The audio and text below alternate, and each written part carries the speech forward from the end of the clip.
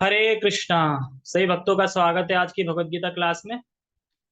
तो पहले हम मंगलाचरण करेंगे।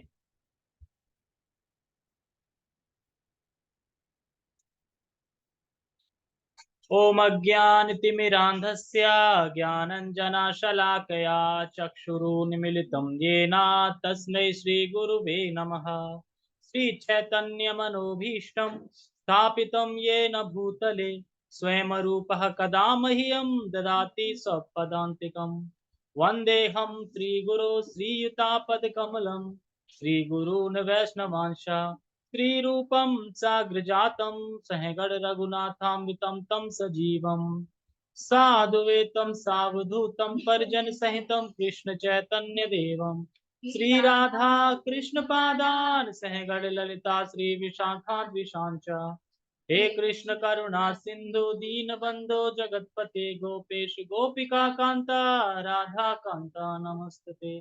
तप्त कांचन गौरांगी राधे वृंदावनेश्वरी वृषभानुसुते देवी प्रणमामि हरिप्रिये। वाञ्छाकल्पतरुभ्यश्च कृपा सिन्धुभ्य एव च पतितानां पावनेभ्यो वैष्णवेभ्यो नमो नमः। जय श्री कृष्णा चैतन्य प्रभु नित्यानंद श्री अद्वैत गदाधर श्रीवासादि गौर भक्त वृंदा। हरे कृष्णा कृष्णा कृष्णा हरे हरे हरे राम राम राम हरे हरे। रामाय रामभद्राय रामचंद्राय वेदसे रघुनाथाय नाथाय सीताय पते नमः। नमो विष्णुपादाय कृष्णपृष्ठाय भूतले श्रीमते भक्तिवेदान्ता स्वामिनि इति नामिने। नमस्ते सारस्वते देवे गौरवाणी प्रचारिणे निर्विशेष शून्यवादी पाश्चात्य देश। हरे कृष्णा।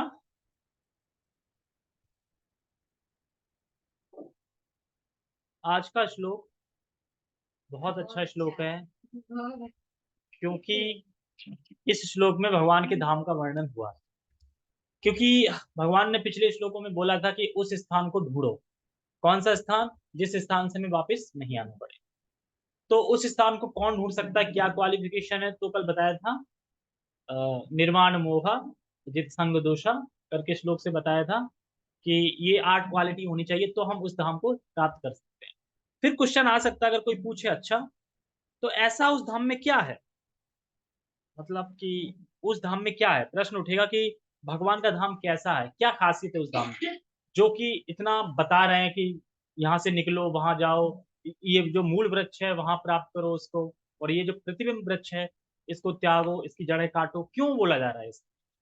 तो बहुत अच्छा श्लोक है, देखते हैं एक दिन में अगर पूरा हो जाएगा तो ठीक है, नहीं तो हम 2 पार्ट में करेंगे इसको। तो इसलिए पहले हम इसका उच्चारण करते हैं, बहुत अच्छा श्लोक है। ना तद भासयते सूर्यो न शशांको न पावका यद्गत्वा न निवर्तन्ते तद्धाम परमं मम। तद्भास तद्भास्यते सूर्यो न शशांको न पावकः यद्गत्वा न निवर्तन्ते तद्धाम परमं मम। न तद भासयते सूर्यो, वहां पे सूर्य से प्रकाश नहीं होता।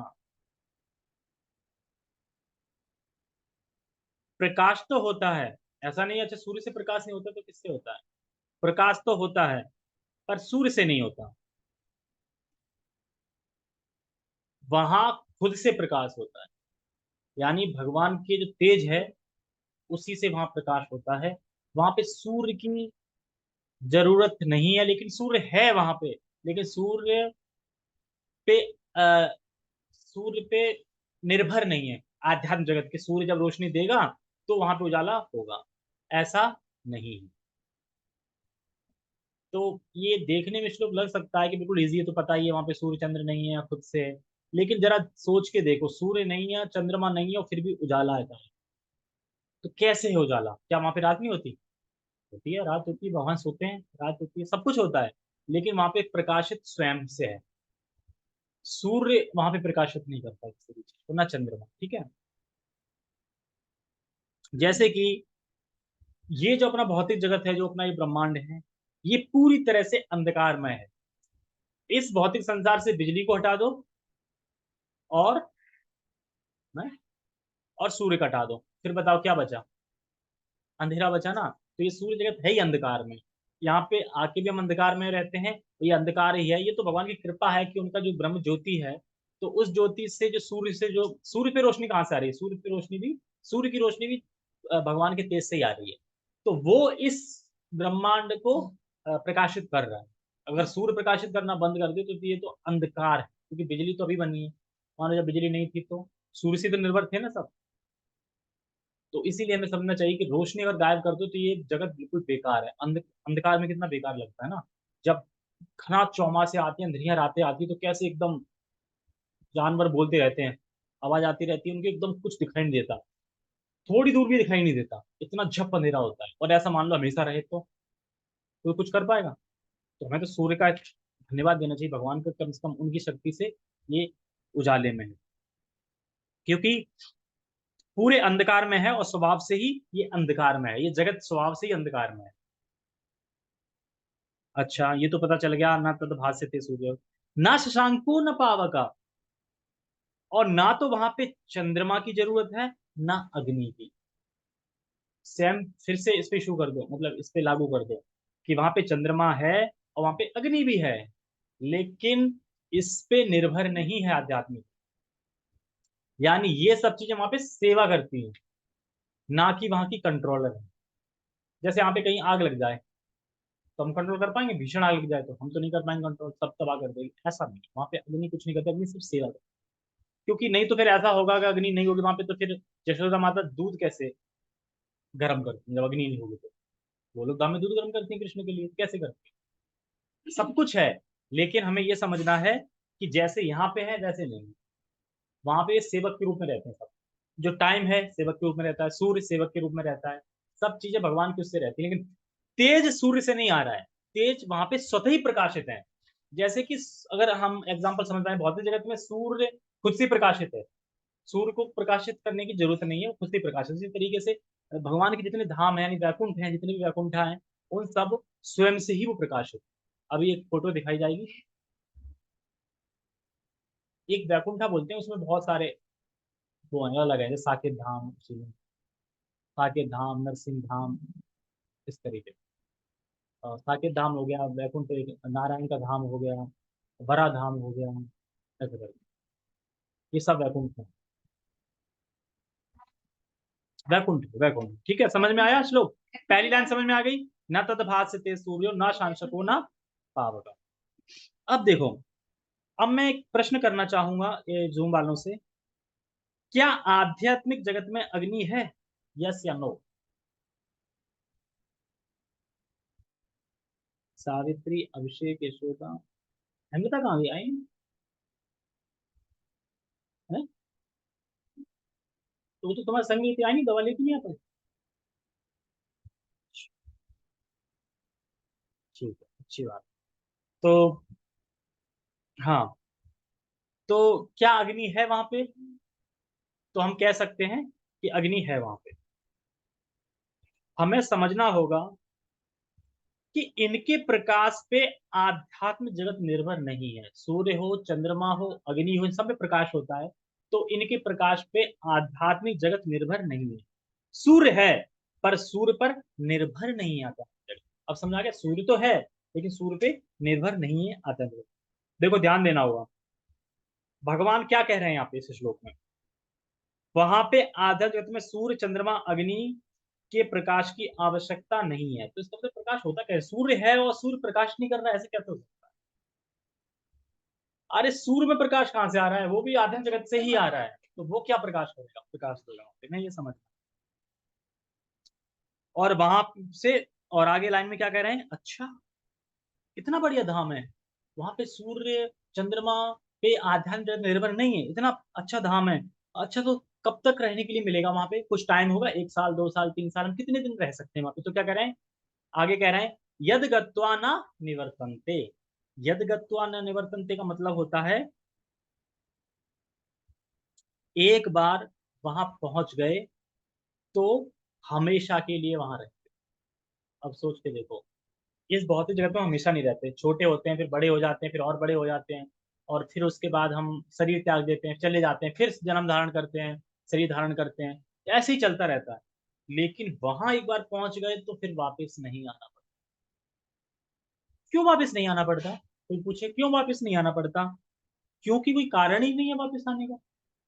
अब जैसे मैं बोलूं, हेमलता गांव क्यों गई? कारण था दवा लेने गई, ठीक है, तो कारण है ना, तो गई।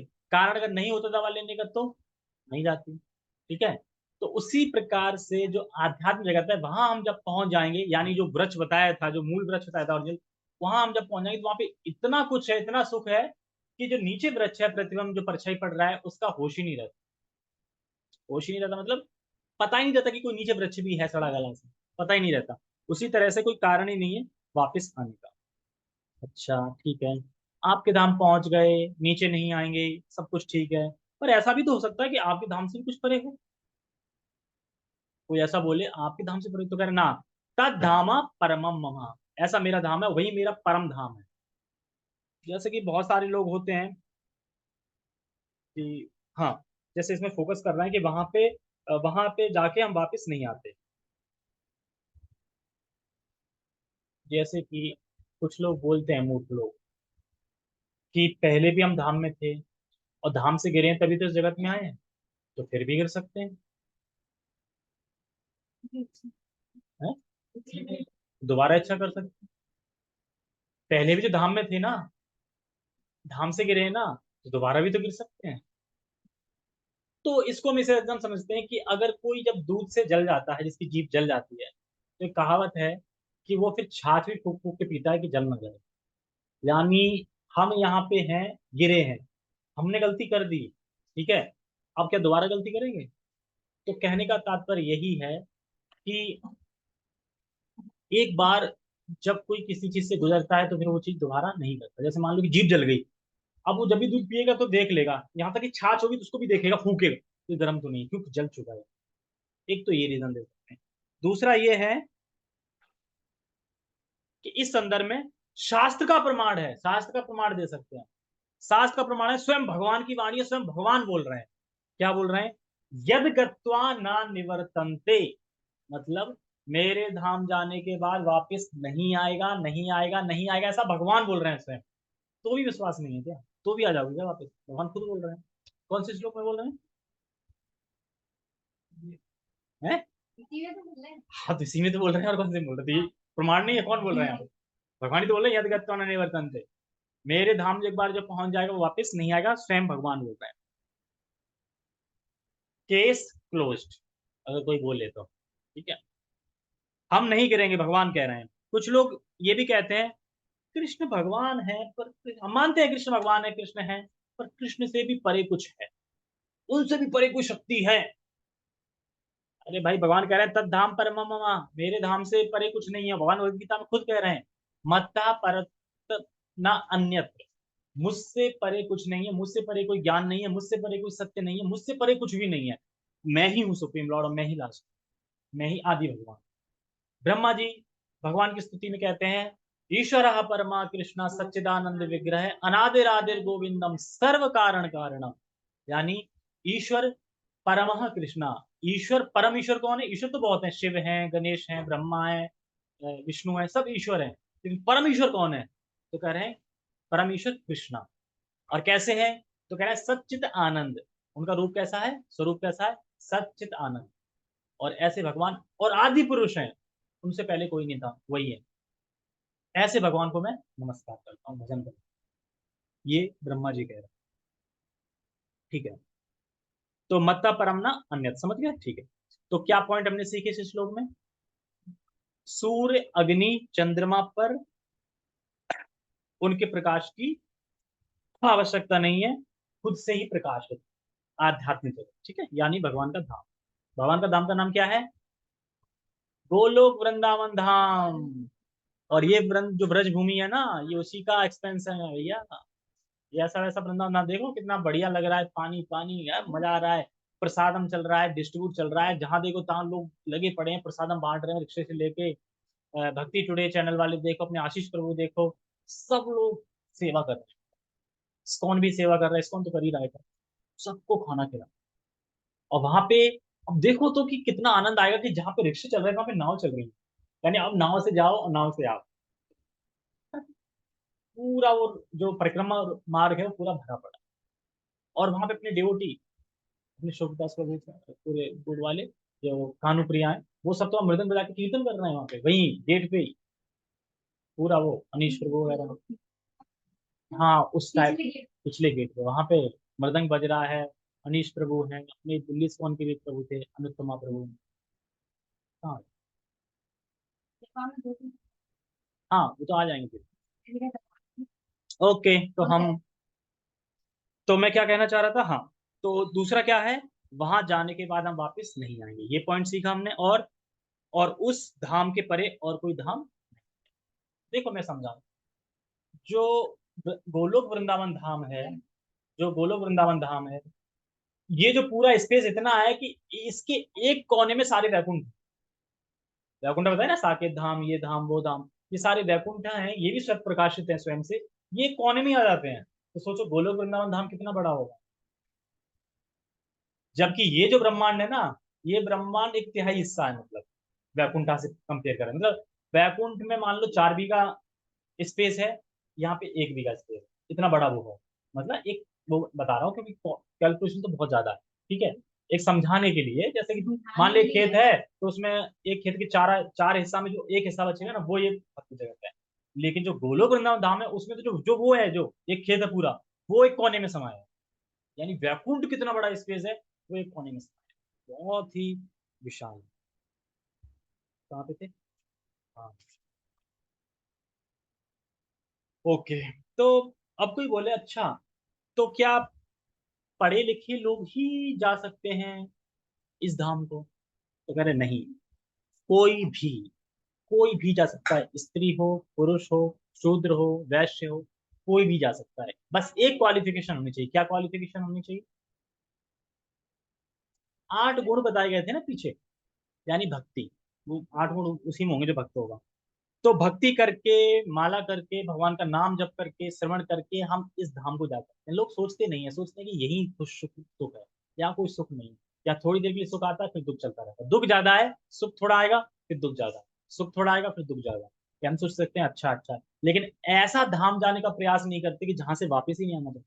और वहां का हम सोच ही नहीं सकते, वहां पे अनलिमिटेड चीज है, कितना भी खाओ। वहां कभी बुखार नहीं आता, कभी सर्दी नहीं आती, कभी एकदम इंजॉय करके रहो वहां, बस भगवान की सेवा करते रहो। खाने को सब कुछ है वहाँ पे, अनलिमिटेड है खाने को। ऐसा ऐसा चीज है ना, कभी पेट भरेगा, क्योंकि वहां पे शरीर थोड़ी मिलता है दोबारा कि बूढ़ा हो गया, भर गया पेट। वहां पे सब कुछ शरीर को ही लगता है सीधा। वहां पे सब कुछ खाया, हजम वहीं शरीर पे, वहीं। वहां पे कुछ ऐसा नहीं है। सोचो कितना अच्छा है, तो वहां हमें जाने का प्रयास करना चाहिए। इस इसीलिए भगवान देखो कह रहे हैं कि जो नीचे का पेड़ है उसको काटो, वो तो डुप्लीकेट पेड़ है। आगे का जो पेड़ है वो फ्रेश होने क्यों जाएंगे वहां पे, जब वहां पे खाना पचता नहीं है, शरीर को लगता है इसका। फ्रेश होने तो स्वर्ग लोक में भी नहीं जाते, तो ये धाम की बात है। हाँ जी, ठीक है। तो हम इन श्लोकों से सीखकर अपने चित्त को भगवान में लगाकर अपने जीवन का जो परम लक्ष्य है, कृष्ण प्राप्ति, कृष्ण का प्रेम, ये करें। प्रोसेस बिल्कुल इजी है, जो भगवान ने बता दिया। 16 माला का नाम, 16 माला का जप, 4 नियमों का पालन, भगवान की सेवा और धाम, इसी गुरु के आश्रय। ठीक है, ओके, टेक्स्ट पढ़ते हैं। टेक्स्ट, वह मेरा परम धाम ना तो सूर्य या चंद्र के द्वारा प्रकाशित होता है, और ना अग्नि या बिजली से। जो लोग वहां पहुंच जाते हैं, वे इस भौतिक जगत में फिर लौट के नहीं आते। तो जैसे कि बिजली का एग्जांपल दिया, उसमें कहा है प्रकाशित होता है बिजली, हाँ बिजली से। तो यही बोल रहे हैं कि इनसे प्रकाशित नहीं होता है, ये सब हैं, पर इस पर आधन जगत निर्भर नहीं। मतलब ये सब चीजें हैं, बिजली है वहां पे, सब कुछ है, बिजली बिजली मतलब प्रकाश कहने का मतलब है अग्नि, सूर्य, चंद्र, ये सब है। लेकिन इनकी जरूरत नहीं पड़ती, स्वयं से प्रकाशित और कह रहे हैं कि वो नीचे नहीं आते, मतलब जो बद्ध आत्मा है जो नीचे गिरती है वैसे नीचे नहीं गिरता हुआ। वहां से लीला पॉइंट ऑफ व्यू से देखें तो लीला करने के लिए आ सकते हैं, जैसे कि जय विजय लीला करने के लिए आए, पार्षद प्रभुपाद जी आए मिशन को पूरा करने के लिए, सेनापति भक्त चैतन्य महाप्रभु के सेनापति भक्त आए, और भी आचार्य आए जैसे सनातन गोस्वामी, ये सब पार्षद हैं भगवान के। तो क्या क्या सब जब जब आनंद ही है तो फिर दुख क्यों, फिर दुख कहाँ से? कहना देखो, जब आगे तुम डिसाइपल कोर्स करोगी तो पता चल जाएगा कि जो भी हमारे आचार्य होते हैं, जो गुरु हैं प्रभुपाद जी जैसे, उनको कभी सामान्य मनुष्य नहीं मानना चाहिए। जब सामान्य है नहीं तो लीला पॉइंट ऑफ व्यू से दिख रहा है ना, बीमार हो रहे हैं, ये सब हो रहा है, वो कर रहा है, ये हो रहा है, वो हो रहा है, लेकिन वो हमेशा अपने दिव्य आनंद में रहते हैं। जब उनकी मृत्यु हो रही थी तभी वो ट्रांसलेट कर रहे थे, ट्रांसलेट कर रहे थे, डॉक्टर आके चकित हो जाता है कि ऐसा हो ही नहीं सकता। इनको जिनकी जो कंडीशन है, इस कंडीशन में तो इंसान को चीखना चाहिए, इतना दर्द हो रहा है, और ये ट्रांसलेट कर रहे हैं, तो कौन कर सकता है, कोई कौन कर सकता है? तो ये चीज हमें समझ रही। तो इस श्लोक को पढ़ के हमें ये समझना चाहिए कि हमने इस्कॉन ज्वाइन क्यों किया। हमने इस्कॉन ज्वाइन यही जाने के लिए किया है, बस मेन मकसद है इस्कॉन ज्वाइन करने का, यहाँ पहुंचना।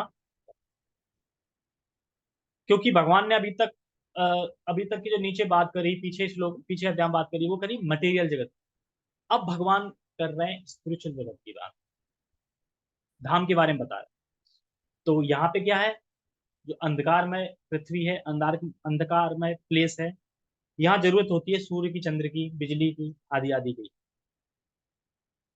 पर वहां पे जरूरत नहीं होती। जैसे एक मूवी आई थी द थॉर, देखी किसी ने the Thor? The Thor, the Thor movie नहीं देखी? ऐसे अपना वो हथौड़ा घुमाता है, उससे करके उड़ जाता है, द थॉर। थॉर मूवी नहीं देखी तुमने? पहले कितनी हॉलीवुड की मूवी चलाते थे थॉर। थॉर मूवी में क्या दिखाया गया है कि थॉर मूवी में दिखाया गया है कि एवरी जो प्लांट्स हैं, जो पिंडोरा हैं, वो स्वयं से प्रकाशित, वहां पे जो जो भी ग्रह में जाते हैं ना, वो स्वयं से प्रकाशित है। तो ये स्वयं से प्रकाशित है, ये कॉन्सेप्ट उन्होंने कहाँ से लिया है? अपने वैदिक शास्त्र, वैदिक शास्त्र में बताएगा ना। ये श्लोक क्या बता रहा है? तद धाम, मतलब मेरे धाम में मैं स्वयं से प्रकाशित है मेरा धाम। तो ये उन्होंने कॉन्सेप्ट कहाँ से लिया, कहाँ से आया ये वाला? ये वहीं से आया, तो मूवी वाले वहीं से चुराते हैं, ये शास्त्रों से ही चुराते हैं, फिल्मों वाले जो भी आइडिया चुराते हैं। जैसे कि नल और दमयंती की, नल दमयंती की जो स्टोरी है, वो पूरी एक तरह से फिल्मी स्टोरी है वो। अगर कोई सुनेगा ना, महाभारत से आती है, फिल्मी स्टोरी है। ये फिल्मों वालों ने वहीं से चुराया है फर्स्ट टाइम, कि कैसे फिल्म बना सकते हैं। उसमें क्या है, एक्शन भी है, रोमांस भी है, लड़ाई भी है, मतलब रोमांस तो नहीं कह सकते, लव है, प्रेम है, लड़ाई है, ये सब चीजें हैं।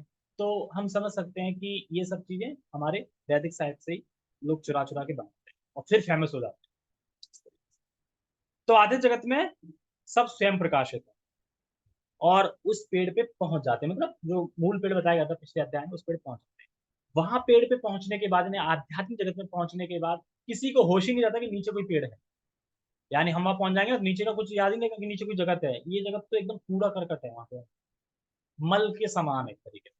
और मल में घूम के हम बड़ा खुश हो रहे हैं, अच्छा लगा इस तरीके से। ठीक है, तो एक फोटो दिख रहा है, दिख रहा है फोटो?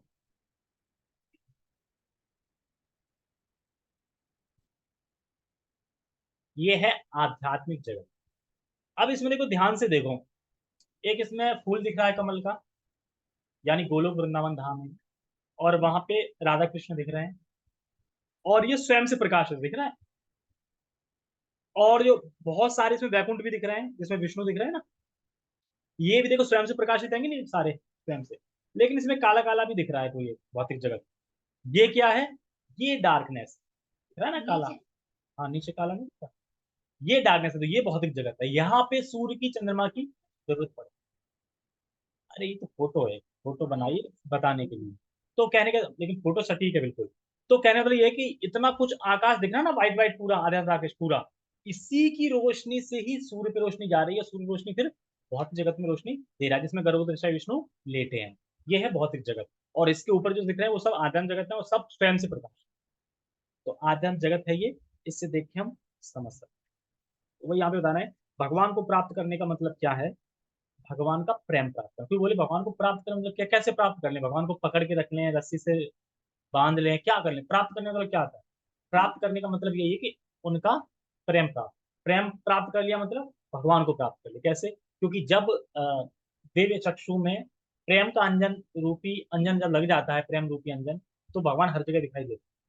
तो यानी प्रेम होगा तो दिखाई दे रहे हैं, तो यानी फिर भगवान को प्राप्त कर लिया, क्योंकि हर जगह भगवान दिखाई देते हैं। इस तरीके से जैसे बताते हैं भगवान सब जगह दिखते क्यों नहीं है, क्योंकि भगवान से हमारा प्रेम नहीं है। जिस तरीके से सूर्य है और हम आंखें मूछ रहे हो, सूर्य कहाँ है, सूर्य कहाँ है, सूर्य तो है ना, दिख क्यों नहीं रहा है, मोतियाबिंद हो गया ना आंखों में, या हमने आंखें बंद कर दी हैं, और जब मोतियाबिंद ठीक हो जाएगा सूर्य दिख जाएगा। उसी प्रकार से भगवान तो हर जगह है, पर क्यों नहीं दिख रहे हैं, क्योंकि प्रेम नहीं। जिस दिन भगवान से प्रेम हो जाएगा, भगवान हर जगह दिखेंगे, कूलर में दिखेंगे, इसमें दिखेंगे, उसमें दिखेंगे, हर जीव में दिखेंगे, जानवर में दिखेंगे, सब जगह भगवान दिखेंगे। हर एवरी जगह जो भगवान, जहाँ चाहो वहां दिखेंगे। दिमाग में हाँ, तो ये है। और बता रहा है कि यहाँ पे टाइम कंट्रोलर है और वहां पे टाइम सेवक है।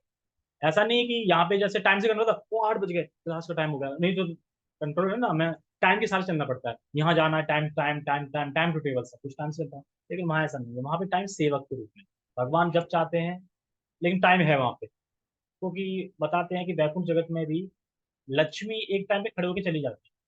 क्यों, खाना बनाने, भगवान के लिए खाना दे, तो इसका मतलब टाइम हो गया उनका, हाँ, खाना बनाने के लिए, यानी टाइम वहां भी है, लेकिन टाइम वहां पे सेवक। तो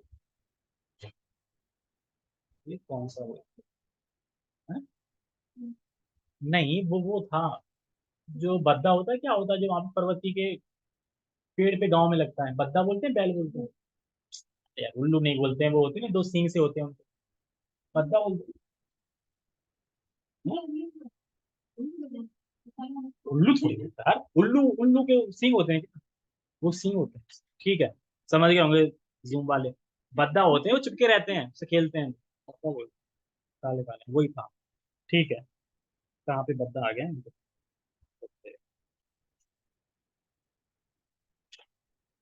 हाँ, और क्या बता रहे हैं, जैसे मैंने बताया, दुनिया की शक्ति नहीं है कि कोई भगवान को प्रकट, कि भगवान को प्रकट, हाँ, दुनिया की कोई भी शक्ति भगवान को प्रकट नहीं कर सकती। भगवान अपने स्वरूप को स्वयं प्रकट करते हैं। जैसे तरीके से सूर्य स्वयं अपनी रोशनी प्रकट करता है भगवान से लेके, ठीक है, उसी तरीके से भगवान स्वयं अपने आप को प्रकट करते हैं, अपने मतलब स्वरूप, स्वयं ही उनका स्वरूप प्रकट होता है, ऐसा नहीं कि किसी ने करा, ठीक है। ओके, तो हमने समझ लिया, अब इसके बाद हम चलते हैं, तात्पर्य हो पाएगा कि नहीं हो पाएगा, कितने बज गए,